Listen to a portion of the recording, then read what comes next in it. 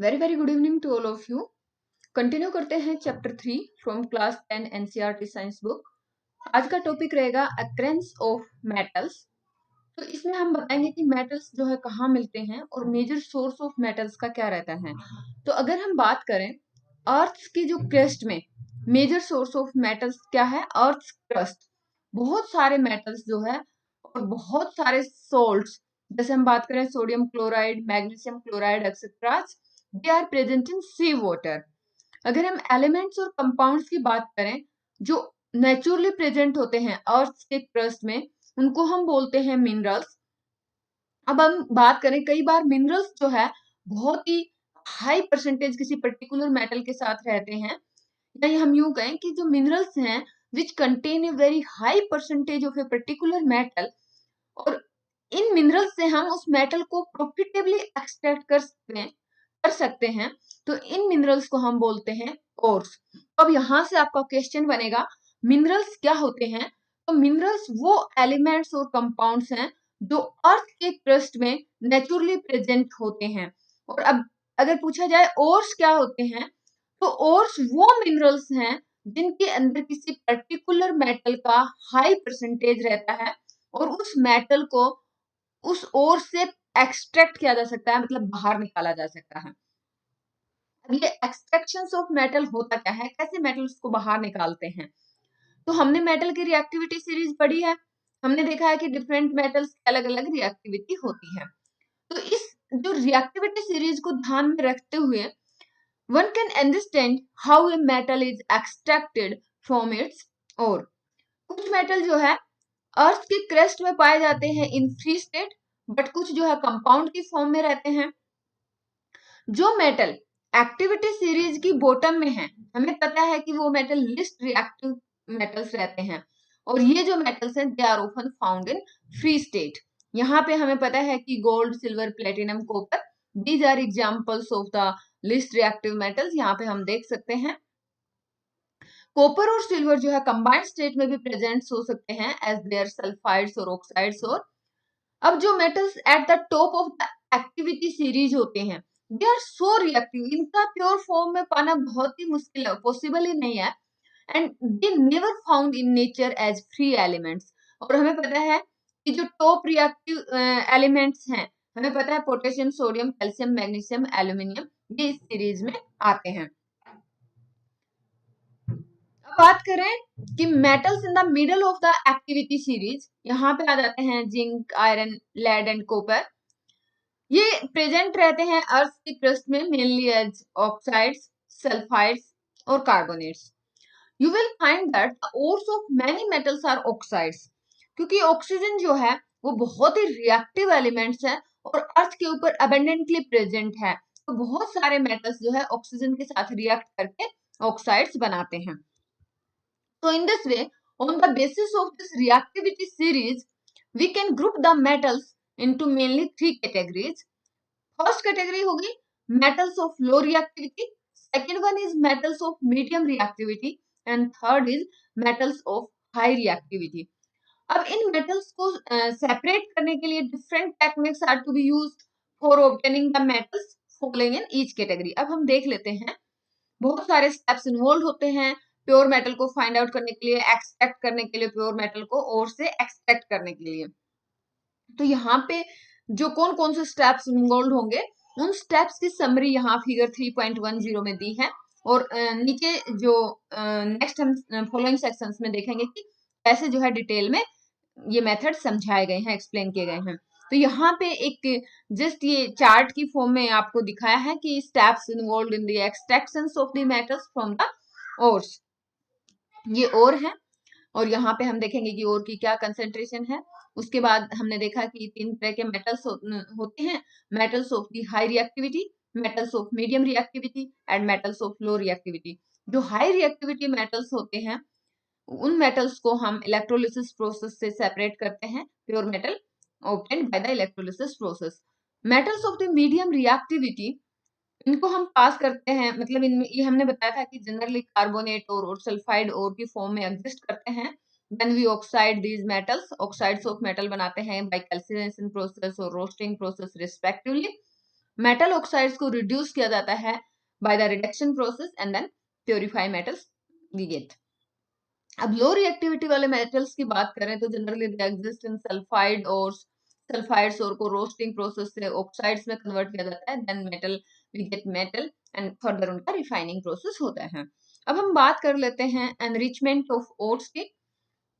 जो ओर्स हैं दे mind from the earth. हमने बताया ना कि अर्थ का टेस्ट क्या होता है, हम अगर आपने कभी पढ़ा हो तो ज्योग्राफी में अर्थ की मेनली 3 लेयर्स रहती हैं। तो जो सबसे अपर लेयर है इसको हम अर्थ का क्रस्ट बोलते हैं, this is the crust part जो अपर लेयर ऑफ अर्थ है। और उसके बाद मेंटल आ जाता है, ये वाला पार्ट जो है ये मेंटल रहता है, और देन कोर रहता है, और जो सबसे नीचे वाला पार्ट है अर्थ का उसको कोर बोला जाता है। तो ये थोड़ा ज्योग्राफी का क्वेश्चन है। क्रस्ट, मेंटल एंड कोर ये अर्थ की लेयर्स होती हैं। तो अर्थ का जो सबसे ऊपर वाला पार्ट है दैट इज अर्थ क्रस्ट। तो जो ओर्स हैं mind from the earth, ores हमने बताया था कि ये वो मिनरल्स हैं जिनके अंदर किसी पर्टिकुलर मेटल का अमाउंट ज्यादा परसेंटेज में प्रेजेंट होता है और उस मेटल को हम उस ओर से एक्सट्रैक्ट कर सकते हैं। तो ores mined from the earth are usually contaminated with large amount of impurities। कौन सी impurities हो गई, जैसे होगा क्या कि मान लो हमने यहाँ से कोई पर्टिकुलर ओर निकाला, तो इस ओर के अंदर मेटल तो है ही है, लेकिन इस ओर के साथ साथ कुछ impurities होंगी, जैसे सोयल होगा, सैंड होगा, और ये जो impurities हैं इनको हम क्या बोलते हैं, गैंग बोलते हैं। तो ये जो impurities हैं इनको अलग करना बहुत जरूरी है, तभी तो हम मेटल को एक्सट्रैक्ट कर पाएंगे। तो सबसे पहला काम क्या होगा, गैंग जो हम इम्प्योरिटीज है जैसे सोल्स एंड सैंड, सबसे पहले इन इम्प्योरिटीज को रिमूव करेंगे from the ore prior to the extraction of the metal. और इस प्रोसेस को जिसमें हम ये जो गैंग है या इम्प्योरिटीज है इनको ओर से रिमूव करते हैं, ये किस पे बेस होंगी, क्योंकि ये किस पे बेस होंगी, ये बेस्ड होंगी on the difference between the physical and chemical properties of the gangue and the ore. क्योंकि यहाँ पे ये ओर है और इसके साथ कुछ अटैच होगा गैंग, तो यहाँ पे जो गैंग होगा इसकी कुछ अपनी फिजिकल और केमिकल प्रॉपर्टीज होंगी और उसकी फिजिकल केमिकल प्रॉपर्टीज अलग अलग होंगी। तो इन प्रॉपर्टीज के बेस पे और गैंग को सेपरेट किया जाएगा। अब हम बात कर लेते हैं कौन कौन सी सेपरेशन टेक्निक्स जो है इन्वॉल्व होती हैं इन दी एक्सट्रैक्शन ऑफ द मेटल। तो सबसे पहले हम आते हैं कि एक्टिविटी सीरीज में जो लो है, लो एक्टिव मेटल्स हैं, उन मेटल्स को कैसे एक्सट्रैक्ट किया जाएगा। Extracting metals low in activity series, तो हमने बताया था कि जो लो इन एक्टिविटी सीरीज हैं तो वो जनरली अनरिएक्टिव मेटल्स होते हैं। Oxides of these metals can be reduced to metal by heating alone. जैसे हमारे पास मेर्क्यूरियस सल्फाइड है या मेर्क्यूरियस ऑक्साइड है, हमने सिंपली इसको हीट किया, मेर्क्यूरियस सल्फाइड हीट करेंगे हमारे पास बन जाएगा मेर्क्यूरिक ऑक्साइड, और मेर्क्यूरिक ऑक्साइड को फर्दर हीट करेंगे तो हमें प्योर मर्क्यूरी मिल जाएगा, ऑक्सीजन गैस आपका रिलीज हो जाएगा। तो यहाँ पे हम देख सकते हैं oxides of these metals can be reduced to metal by heating alone. जैसे सिनाबार, सिनाबार आपका क्या होता है, मेर्क्यूरिक सल्फाइड होता है, ये एक मेर्क्यूरी का ओर है। जब हम इसको एयर की प्रेजेंस में हीट करते हैं तो first this mercuric sulphide is converted into mercuric oxide and then mercuric oxide is reduced to mercury by further heating. अगर हम कॉपर की बात करें तो copper found in copper sulphide form, nature में प्रेजेंट रहता है कॉपर सल्फाइड की फॉर्म में, और हम इसको जो कि हम इसके ओर से ऑब्टेन करते हैं, तो जस्ट इसको हीट करेंगे एयर की प्रेजेंस में। जैसे ये हमारे पास कॉपर सल्फाइड है, हमने इसको ऑक्सीजन की प्रेजेंस में हीट किया, we get copper oxide, cupric oxide, और हमारा सल्फर डाइऑक्साइड गैस रिलीज हुआ। अब ये जो हमारा कॉपर ऑक्साइड है, कॉपर ऑक्साइड बन रहा है जब हम कॉपर सल्फाइड को हीट कर रहे हैं ऑक्सीजन की प्रेजेंस में, यहाँ पे आप देखिए कॉपर ऑक्साइड बन रहा है। यही कॉपर ऑक्साइड आपका इस कॉपर सल्फाइड के साथ फर्दर रिएक्ट करेगा, फिर से आपका सल्फर डाइऑक्साइड गैस बनके रिलीज हो जाएगा और हमें मिलेगा प्योर कॉपर। तो ये आपका कैसे हम कॉपर को एक्सट्रैक्ट करते हैं फ्रॉम कॉपर सल्फाइड, वो हुआ। नेक्स्ट हम देखेंगे कि एक्टिविटी सीरीज के मिडल में जो मेटल्स रहते हैं, how we extract these metals. तो जो metals in the middle of activity series हैं, हमने बताया they are iron, zinc, lead, copper, they are moderately reactive, these are usually present as sulphides and carbonate in nature. Nature में किस form में present रहते हैं, जनरली आइदर या sulphide और कार्बोनेट। तो सबसे पहले हम क्या करेंगे, इन सल्फाइड्स और कार्बोनेट से मेटल्स के ऑक्साइड बनाएंगे। As compare to sulphide and carbonates, metal को ऑक्साइड फॉर्म से एक्सट्रैक्ट करना आसान है। तो सबसे पहले हम क्या करेंगे, सल्फाइड और कार्बोनेट्स को कन्वर्ट करेंगे ऑक्साइड्स में। जो सल्फाइड सोर्स हैं उनको हम ऑक्साइड्स में कैसे कन्वर्ट करेंगे, हम उनको स्ट्रॉन्गली एयर हीट करेंगे in the presence of excess air. जैसे यहाँ पे हमारा जिंक सल्फाइड है, हमने इसको हीट किया in the presence of excess air, तो हमारा क्या बन गया, जिंक ऑक्साइड। तो जब हम सल्फाइड से ऑक्साइड बनाते हैं, इस प्रोसेस का नाम है roasting. This process is known as roasting.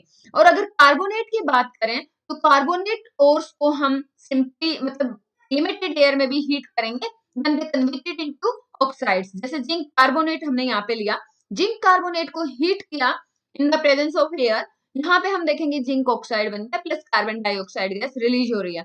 तो जब हम मेटल ऑक्साइड मेटल कार्बोनेट से बनाते हैं, the formation of the metal oxide from metal carbonate by heating in the limited air, तो इस प्रोसेस को बोलते हैं कैल्सिनेशन। यहाँ पे एग्जाम में क्वेश्चन बन सकता है what is the roasting process and what is calcination process, MCQs के फॉर्म में भी पूछा जा सकता है। Sulfides ores are converted into oxides by heating strongly in the presence of excess air. This process is known as, आपको 4 option दिए होंगे, roasting, heating, calcination, reduction, oxidation, 5 option जो भी 4-5 ऑप्शन जो भी दिए होंगे, तो आपको फाइंड आउट करना है, याद रखना है what is the roasting process.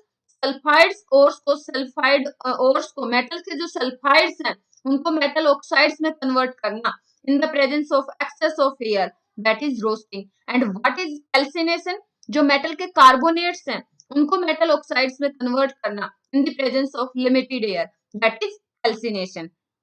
अब यहाँ पे ये केमिकल रिएक्शंस हमने देख ही लिए हैं रोस्टिंग एंड कैल्सिनेशन के लिए।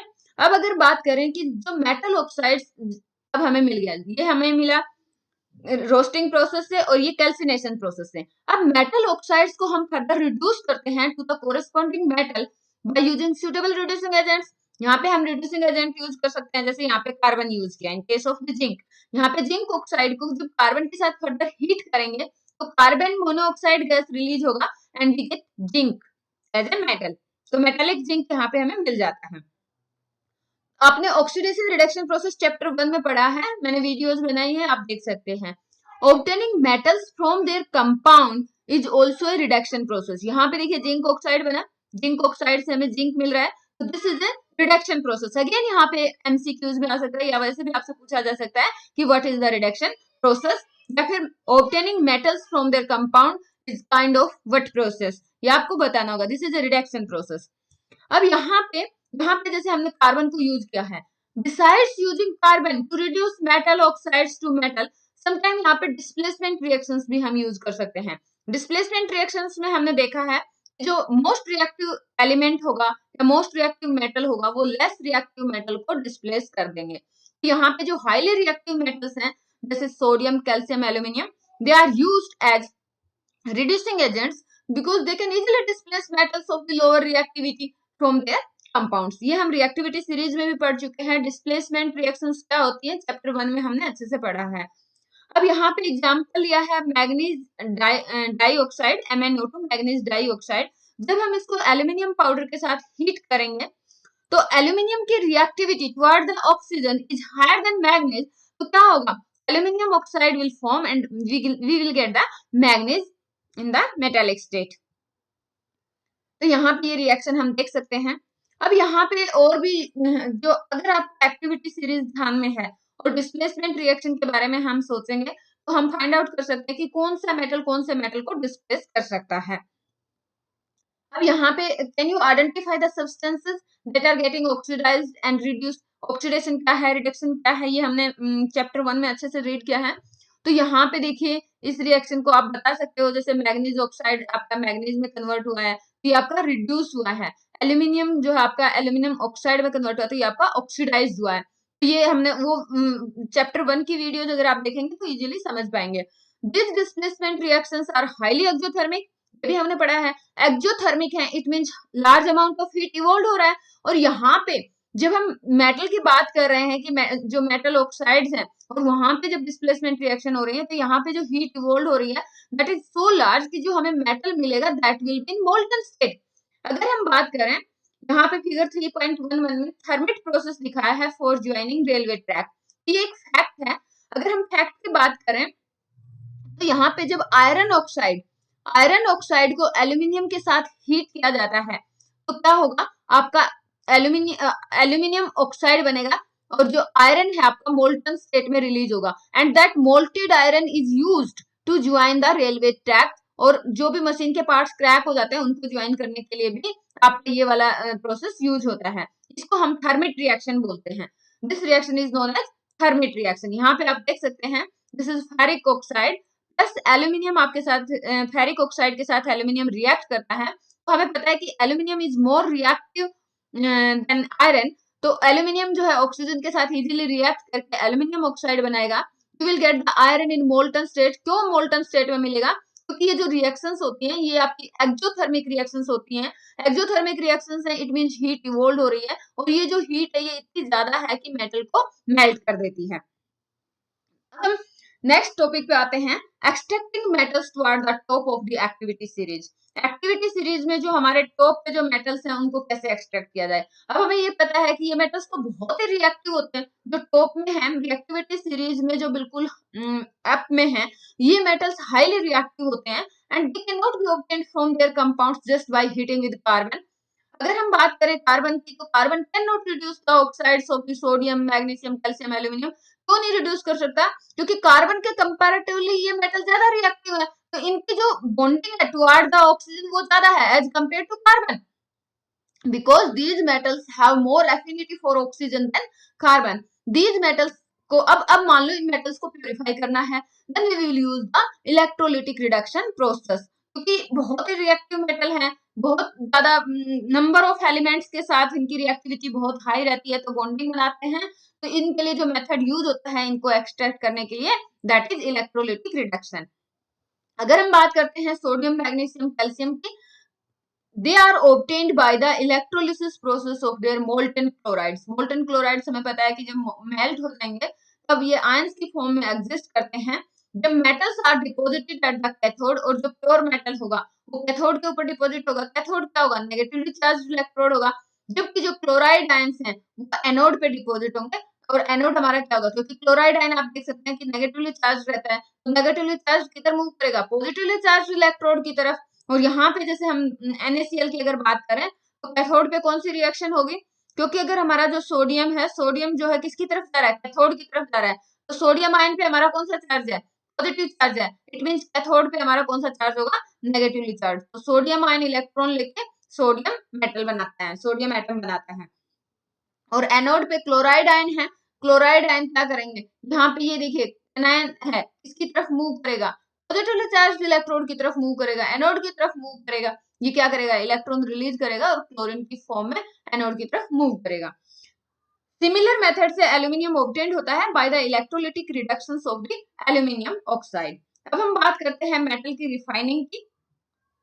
हमने ये तो देख लिया, बहुत सारे जैसे रिडक्शन प्रोसेस हमने पढ़ लिए हैं कि इन रिडक्शन प्रोसेस को यूज करके मेटल्स को प्योरीफाई किया जा सकता है, बट इनमें भी इम्प्योरिटीज होती हैं और उन इम्प्योरिटीज को रिमूव करके ही प्योर मेटल्स ऑब्टेन किया जा सकता है। जो मोस्ट वाइडली यूज्ड मेथड होता है for refining impure metal, that is electrolytic refining.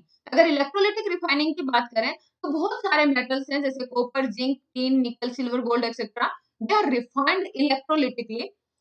इस प्रोसेस में क्या होगा, देखो जो इलेक्ट्रोलिटिक प्रोसेस होता है उसमें हमने पहले भी बात की कि एक कैथोड लेते हैं, एक एनोड लेते हैं। ये जो फिगर 3.12 दिखाया है that is showing the electrolytic refining of the copper.